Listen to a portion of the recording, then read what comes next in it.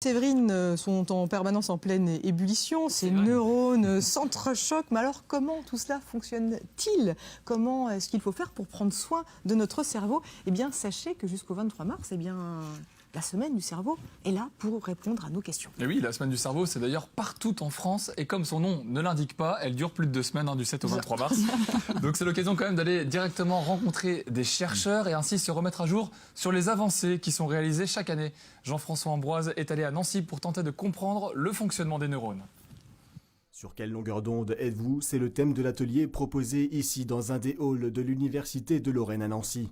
Laurent Kessler, neuroscientifique au CNRS, y a délocalisé son laboratoire. Et à travers différentes expériences, il nous explique le fonctionnement du cerveau. Alors attention, des cobayes humains sont utilisés. Bon, rassurez-vous, il n'y a aucun danger. Ce casque, muni d'électrodes, enregistre l'activité électrique des neurones.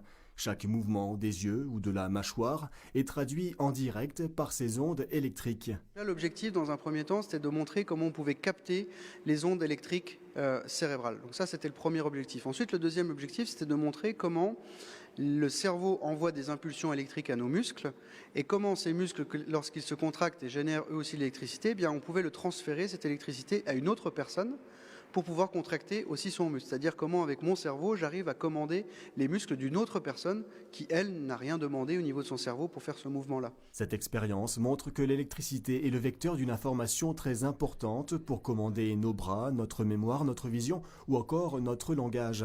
Et les cobayes, enfin ceux qui ont survécu, repartent intéressés. J'avais une sensation de décharge électrique dans un premier temps et puis le mouvement des doigts que je ne pouvais pas contrôler. Bizarre mais intéressant aussi. Autant mon mari m'a dit non, je ne vais pas voir ça, ça me fait peur. Moi j'avais très envie et je suis très satisfaite de cette conférence. Voilà. Ces conférences organisées dans le cadre de la Semaine du cerveau présentent les dernières découvertes des scientifiques, de manière vulgarisée bien sûr.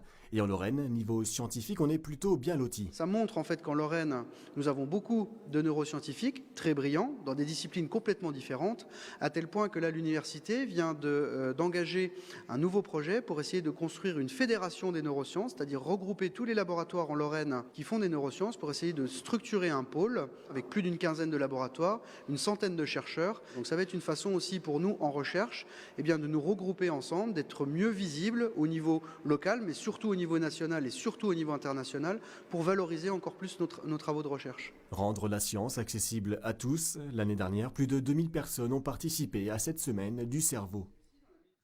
La semaine du cerveau qui se poursuit encore donc jusqu'au 23 mars, de nombreuses conférences qui présentent les travaux des chercheurs, des animations, des films et plus encore vous sont proposées une façon ludique de comprendre mieux ce qui nous finalement gouverne. C'est tellement compliqué en même temps, c'est vrai. Des fois, il vaut mieux ne pas penser, au moins on dort plus facilement. C'est compliqué, c'est impossible de ne pas penser. C'est vrai, c'est impossible. Bon, voilà. C'est un vrai débat ça. Ça sera en philosophie, deuxième partie de l'émission.